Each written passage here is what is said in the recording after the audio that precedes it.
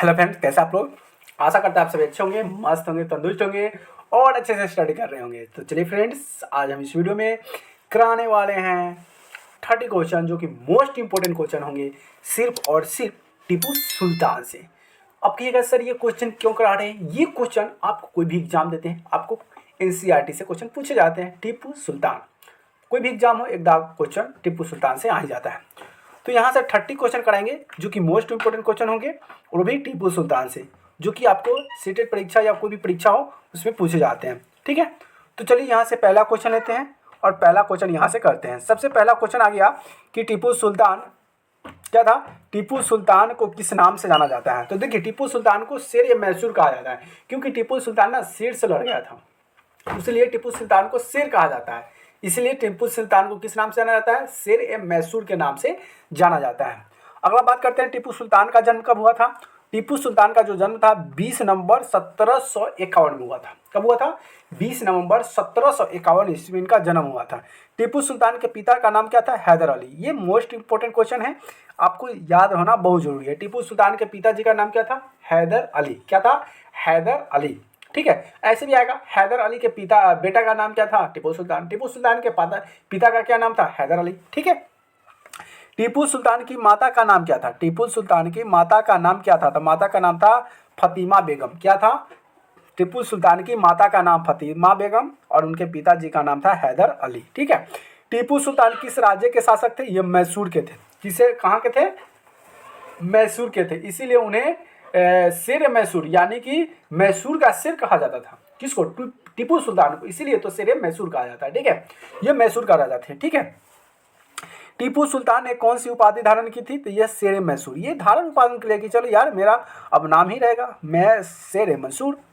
अगला है कि टीपू सुल्तान की सेना का मुख्य हथियार क्या था, तो ये था रॉकेट प्रौद्योगिकी। क्या था, रॉकेट प्रौद्योगिकी था। ठीक है, चलिए नेक्स्ट क्वेश्चन देखते हैं। अगला है कि किस युद्ध के दौरान टीपू सुल्तान की मृत्यु हुई थी। अब टीपू सुल्तान की मृत्यु हो गया था, यानी टीपू सुल्तान मरे हुए थे, लेकिन टीपू सुल्तान मर गए। लेकिन कैसे मर गए, तो ये मरे ऐसे नहीं, वो एक युद्ध हो रहा था। युद्ध के दौरान उनकी क्या होती है, मृत्यु हो जाती है। यानी कि कौन सा युद्ध था, तो चौथे एग्लोर मैसूर युद्ध था। कौन सा युद्ध था, चौथे एग्लोर मैसूर युद्ध के में उनकी युद्ध करते करते मृत्यु हो जाती है। कब होता है, टीपू सुल्तान की जो मृत्यु होती है 4 मई 1799 हो जाता है। अब याद कर लीजिएगा, इनका जन्म हुआ था 23 मई और 1751 में, और ये इनका जन्म मृत्यु हो गया 4 मई 1799 में इनकी मृत्यु हो जाती है। किसके, टीपू सुल्तान के। टीपू सुल्तान की राजधानी कौन सी थी, ये श्रीरंगपट्टनम था। कौन सा राजधानी था, श्रीरंगपट्टनम इनकी राजधानी। ठीक है, ठीक है, चलिए नेक्स्ट क्वेश्चन देखते हैं। चलिए नेक्स्ट क्वेश्चन क्या करता है उसको देख लेते हैं। नेक्स्ट क्वेश्चन क्या कर रहा है कि टीपू सुल्तान का प्रमुख दुश्मन कौन था। तो टीपू सुल्तान का जो दुश्मन था ये था British east India company. East India company जो था ये टीपू सुल्तान का क्या था, ये दुश्मन था। अगला क्वेश्चन देख लेते हैं। अगला क्वेश्चन ये रहा, अगला क्वेश्चन क्या कहता है उसको देख लेते हैं। अगला क्वेश्चन कर रहा है कि टीपू सुल्तान ने किस भाषा में अपने दरबार के अधिकारियों की भाषा बनाया। मतलब टीपू सुल्तान था तो अपने दरबार था, अपने राज्य था, उस राज्य में एक भाषा बनाया, उस भाषा का नाम था फारसी भाषा। क्या था, फारसी भाषा को अपना अधिकारी भाषा बना लिया। ठीक है, किस संधि के तहत टीपू सुल्तान ने अंग्रेजों के सामने आत्मसमर्पण किया था। मतलब ये कोई संधि हुआ, उस संधि में टीपू सुल्तान क्या करता है, अंग्रेजों के सामने आत्मसमर्पण कर दिया, यानी कहा कि भाई अब मैं तुम्हारे हवाले करता हूँ। ये था श्रीरंगपट्टनम की संधि। ये कब था, 1792 में हुआ था। कब हुआ था, 1792। नेक्स्ट क्वेश्चन देखते हैं यहाँ से। नेक्स्ट क्वेश्चन ये रहा कि टीपू सुल्तान के शासनकाल में कौन सा प्रसिद्ध किला बनाया गया था। मतलब टीपू सुल्तान के जो शासनकाल था उसमें एक प्रसिद्ध फेमस किला बनाया गया था, उस किला का नाम था श्रीरंगपट्टनम किला। क्या था, श्रीरंगपट्टनम। क्या था, श्रीरंगपट्टनम किला था, जो टीपू सुल्तान के काल में एकदम बहुत प्रसिद्ध फेमस बनाया गया था किला, जिसका नाम था श्रीरंगपट्टनम। ठीक है, चलिए नेक्स्ट क्वेश्चन ये रहा। नेक्स्ट क्वेश्चन क्या कहता है कि टीपू सुल्तान किस वंश के शासक थे। टीपू सुल्तान जो थे ये तो शासक थे, लेकिन कौन से वंश के शासक थे, तो ये थे मैसूर के हैदर अली वंश। किसके, हैदर अली वंश के ये शासक थे। इनके दादा परदादा क्या थे, हैदर अली, यानी कि अली जिन्ना अली क्या थे, वो तो अली के वंश यानी कि हैदर अली के वंशक थे। अगला है, टीपू सुल्तान को किस विदेशी शक्ति का सहयोग मिला था। मतलब टीपू सुल्तान को ना एक विदेशी शक्ति का सहयोग मिला था। वो विदेशी शक्ति क्या था, तो वो विदेशी शक्ति था फ्रांस था। क्या था, फ्रांस था। चलिए नेक्स्ट क्वेश्चन देखते हैं अगला। ये अगला क्वेश्चन क्या कहता है कि टीपू सुल्तान ने कौन सा प्रसिद्ध बगीचा बनवाया था। टीपू सुल्तान ने कौन सा प्रसिद्ध बगीचा बनवाया था। तो ये बगीचा जो बनाया था लाल बाग, क्या था, लाल बाग, जो कि कहाँ पड़ता है, बेंगलुरु में पड़ता है। टीपू सुल्तान ने प्रसिद्ध बगीचा बनवाया था, बगीचा का नाम था लाल बाग, बेंगलुरु में बनवाया था। ठीक है। टीपू सुल्तान का प्रसिद्ध शाही प्रतीक क्या था, ये था बाघ, क्या था, बाघ था। चलिए नेक्स्ट क्वेश्चन। अगला क्वेश्चन क्या कहता है कि चौथे एंग्लो मैसूर युद्ध का नेतृत्व अंग्रेज की ओर से किसने किया था। तो ये किसने किया था, लॉर्ड वेल्जी ने किया था। किसने किया था, लॉर्ड वेल्जी ने किया था।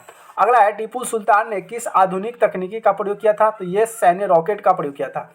मतलब ये आधुनिक तकनीकी का जो युद्ध होता है ना, उसमें ये सैन्य रॉकेट का प्रयोग किया था। ठीक है। चलिए नेक्स्ट क्वेश्चन ये रहा। नेक्स्ट क्वेश्चन क्या कहता है कि टीपू सुल्तान ने कौन सी धार्मिक नीति अपनाई थी। तो ये धार्मिक सहिष्णुता, क्या था, धार्मिक सहिष्णुता जो अपने अपनाया था। अगला है कि इस युद्ध के बाद टीपू सुल्तान ने अपने 2 बेटों को बंधक बना लिया था। मतलब किस युद्ध के बाद, कौन सा युद्ध हुआ, उस युद्ध के बाद टीपू सुल्तान क्या करता है, अपने दोनों बेटों को बंधक बनाता है। तो ये था तीसरा एंग्लो मैसूर युद्ध, क्या था, तीसरा मैग्लो इस युद्ध के बाद वो दोनों बेटों को क्या करता है, बंधक बना लेता है। अगला हम बात कर लेते हैं टीपू सुल्तान का प्रमुख उद्देश्य क्या था। तो टीपू सुल्तान का जो मुख्य उद्देश्य था ये अंग्रेजों को भारत से बाहर निकालना। क्या था, टीपू सुल्तान का मुख्य उद्देश्य क्या था, अंग्रेजों को भारत से बाहर निकालना था। अगला टीपू सुल्तान की सेना में कितने रॉकेट सैनिक थे। तो ये 5000 थे, लगभग कितना थे, लगभग 5000 रॉकेट सैनिक थे। अगला टीपू सुल्तान ने किस मुद्रा को चलन में लाया था। तो ये टीपू सुल्तान मुद्रा, कौन सा मुद्रा, टीपू सुल्तान मुद्रा को प्रचलन में लाया था। चलिए नेक्स्ट क्वेश्चन ये रहा। नेक्स्ट क्वेश्चन क्या कहता है कि टीपू सुल्तान के शासन के दौरान कौन सा कृषि सुधार किया गया। टीपू सुल्तान में ये कृषि सुधार लगाया गया। ये कौन सा कृषि साधन था। तो ये सिंचाई प्रणाली का विकास था। क्या था, सिंचाई प्रणाली का विकास। अगला है कि टीपू सुल्तान ने किस फसल के उत्पादन को बढ़ावा दिया था। तो ये रेशम था। कौन सा था, ये रेशम के उत्पादन को बढ़ावा दिया, कौन, टीपू सुल्तान ने। चलिए नेक्स्ट क्वेश्चन ये रहा। नेक्स्ट क्वेश्चन क्या कहता है कि टीपू सुल्तान, क्या टीपू सुल्तान की तलवार का क्या महत्व था। टीपू सुल्तान तलवार रखे हुए थे, उस तलवार का मतलब क्या था, तलवार का महत्व क्या था। तलवार पर इस्लामी शिलालेख खुदे हुए थे और उनकी शक्ति का प्रतीक था। मतलब इस्लामी शिलालेख, मतलब उसमें कुछ लिखा था इस्लामी शिलालेख में, और उनकी शक्ति का वो प्रतीक था कि वो हमारा तलवार क्या है, मेरी शक्ति है। अगला हम बात कर लेते हैं कि टीपू सुल्तान की नीति का क्या कहा जाता था। तो स्वतंत्रता की नीति। टीपू सुल्तान की जो नीति थी उसे स्वतंत्रता की नीति कहा जाता था। अगला है कि टीपू सुल्तान की मृत्यु के बाद मैसूर पर किसका शासन हुआ। मतलब टीपू सुल्तान जब मर गए तो टीपू सुल्तान के मरने के बाद वहाँ का जो शासन था उसका शासन कौन किया। तो वहाँ का जो शासन था वेडियार वंश के शासक ने वहाँ पर संभाला। किसने संभाला, वेंगियार वंश के शासक ने संभाल लिया। ठीक है। देखिए टीपू सुल्तान के पास एक खिलौना भी था जो कि नकली शेर की था और उसे लगता था कि शेर जो है उसके ऊपर चढ़ा हुआ है। तो इस तरह का नकली था जो कि आज भी वो खिलौना जो है लंदन के विजिट विक्टोरिया मेमोरियल में क्या है, म्यूजियम में रखा गया है। और 4 मई 1789 को जब वो राजधानी श्रीरंगपट्टनम की रक्षा करते हुए टीपू सुल्तान की मृत्यु हो गई तो अंग्रेज इस खिलौने को अपने साथ ले गया। अंग्रेज क्या करा, जब ये टीपू सुल्तान मर गया तो वहाँ पे ले गया। और यह टीपू सुल्तान क्या था, बेटों को बंधक बना लिया था और कॉलोनी में पेश किया जो कि रहा डेमियस ऑर्म द्वारा किया गया था। ठीक है। और हैदर अली टीपू सुल्तान कई बार युद्ध में हराया भी था। टीपू सुल्तान हैदर अली क्या थे, ये सभी आपस में वंशज थे। और 1990 में मराठी हैदराबाद में निजाम और कंपनी के साथ फौजों के हमले के बाद टीपू सुल्तान को अंग्रेजों ने संधि करनी पड़ी और संधि के तहत उनके दोनों बेटों को अंग्रेज ने बंधक के रूप में अपने पास रख लिया था। किसने, अंग्रेजों ने बंधक बना लिया था और ब्रिटिश कॉलोनीज के रक्षा करते हुए और फिर उसके जो खिलौना था उसको वह इंग्लैंड ले जाता है। ठीक है, लंदन। तो चलिए फ्रेंड्स, यहाँ से क्वेश्चन जो होते हैं 30 क्वेश्चन जो कि टीपू सुल्तान पे रिलेटेड जितने भी क्वेश्चन बनते सभी क्वेश्चन मैंने मोस्ट इंपोर्टेंट टॉपिक क्वेश्चन कराया जो कि हर एग्जाम के लिए बेनिफिट होता है और क्वेश्चन पूछे भी जाते हैं। तो चलिए यहाँ पे है कि ये प्रश्न उत्तर जो है सीटेट जैसी प्रतियोगिता परीक्षा के लिए उपयोगी है और अदरवाइज और कोई भी दो एग्जाम देते हैं उसके लिए भी मोस्ट इंपोर्टेंट क्वेश्चन होते हैं। तो वीडियो को एकदम दबाकर लाइक शेयर जरूर कर दीजिए, अपने दोस्तों फ्रेंडों के बाद शेयर जरूर कर दीजिए। वीडियो को लाइक नहीं किए तो और चैनल को सब्सक्राइब नहीं तो चैनल को सब्सक्राइब भी जरूर कर लीजिए। फिर मिलते हैं नए टॉपिक में नए वीडियो के साथ, तब तक ले जय हिंद, वंदे।